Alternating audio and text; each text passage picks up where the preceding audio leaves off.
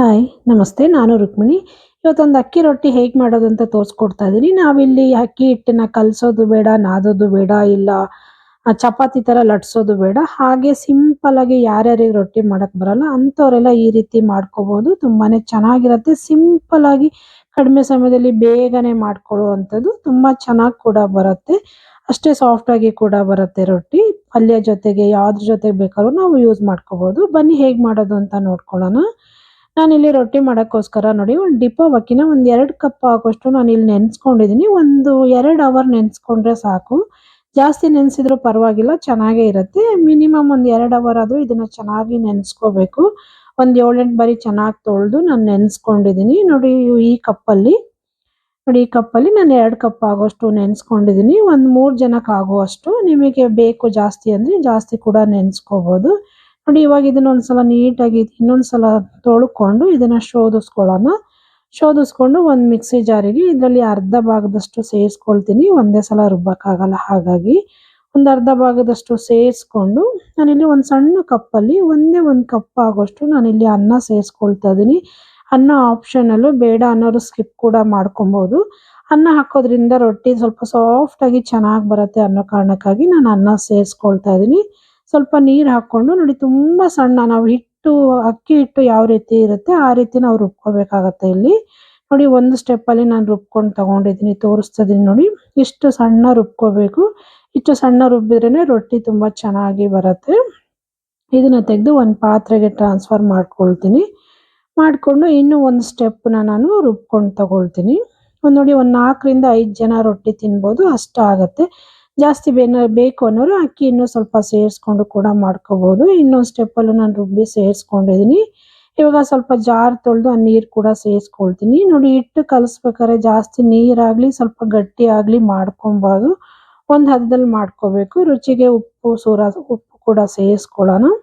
ಸೇರಿಸ್ಕೊಂಡು ಒಂದು 2 ನಿಮಿಷ ಇದನ್ನ ನೀಟಾಗಿ ಮಿಕ್ಸ್ ಮಾಡ್ಕೊಂಡು ತಗೊಳ್ತೀನಿ. ಒಂದಕ್ಕೊಂದು ನೀರು ಉಪ್ಪು ಎಲ್ಲ ಚೆನ್ನಾಗಿ ಹೊಂದ್ಕೋಬೇಕು. ಆ ರೀತಿ ಒಂದಕ್ಕೊಂದು ಮಿಕ್ಸ್ ಆಗೋ ಥರ ಒಂದು 2 ನಿಮಿಷ ನೀಟಾಗಿ ಮಿಕ್ಸ್ ಮಾಡ್ಕೊಂಡು ತಗೊಳ್ಳೋಣ.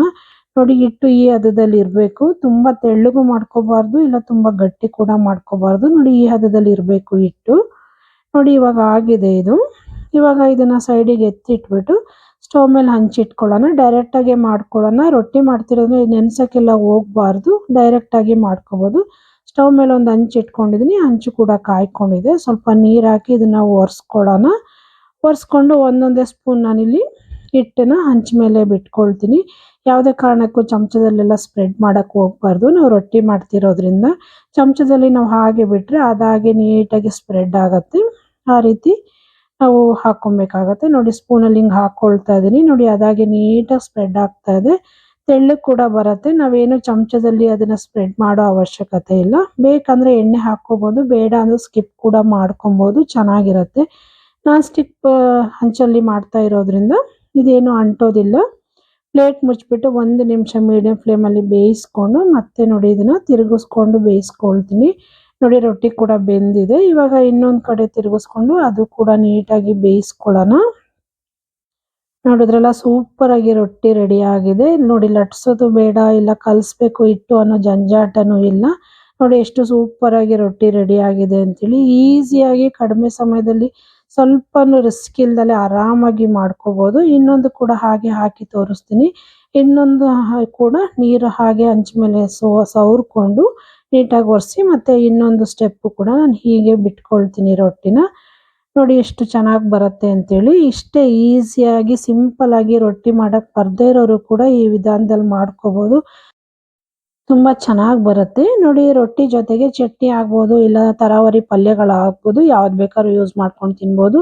ತುಂಬಾನೇ ಚೆನ್ನಾಗಿರುತ್ತೆ. ನೋಡಿ ಸಿಂಪಲ್ಲಾಗಿ ಕಡಿಮೆ ಸಮಯದಲ್ಲಿ ಲಟ್ಸೋದು ಬೇಡ, ಇಲ್ಲ ನಾದೋದು ಬೇಡ, ಆ ರೀತಿ ಸಿಂಪಲ್ಲಾಗಿ ಸೂಪರಾಗಿ ಮಾಡ್ಕೋಬೋದು. ನೋಡಿ ರೊಟ್ಟಿ ರೆಸಿಪಿ ನಿಮಗೆಲ್ಲ ಇಷ್ಟ ಆಯಿತು ಅಂದ್ಕೊಳ್ತೀನಿ. ಇಷ್ಟ ಆದರೆ ದಯವಿಟ್ಟು ಶೇರ್ ಮಾಡಿ, ಲೈಕ್ ಮಾಡಿ, ಸಬ್ಸ್ಕ್ರೈಬ್ ಮಾಡ್ಕೊಳ್ಳಿ. ಹಾಗೆ ಪಕ್ಕದಲ್ಲಿರೋ ಬೆಲ್ ಐಕನ್ ಕೂಡ ಕ್ಲಿಕ್ ಮಾಡಿ. ನಾನು ಯಾವುದೇ ವಿಡಿಯೋ ಹಾಕಿದರೂ ನಿಮಗೆ ನೋಟಿಫಿಕೇಶನ್ ಬರುತ್ತೆ. ಹೀಗೆ ನೋಡ್ತಾ ಇರಿ, ಸಪೋರ್ಟ್ ಮಾಡ್ತಾ ಇರಿ ಅಂತ ಕೇಳ್ಕೊಳ್ತೀನಿ. ಇನ್ನೂ ಹೆಚ್ಚಿನ ಸಿಂಪಲ್ ಹಾಗೂ ಈಸಿ ರೆಸಿಪಿಗಳಿಗಾಗಿ ದಯವಿಟ್ಟು ಆಡಿ ಅಡುಗೆ ಮನೆ ಚಾನಲ್ ಸಬ್ಸ್ಕ್ರೈಬ್ ಮಾಡ್ಕೊಳ್ಳಿ, ಸಪೋರ್ಟ್ ಮಾಡಿ ಅಂತ ಕೇಳ್ಕೊಳ್ತೀನಿ. Thank you for watching.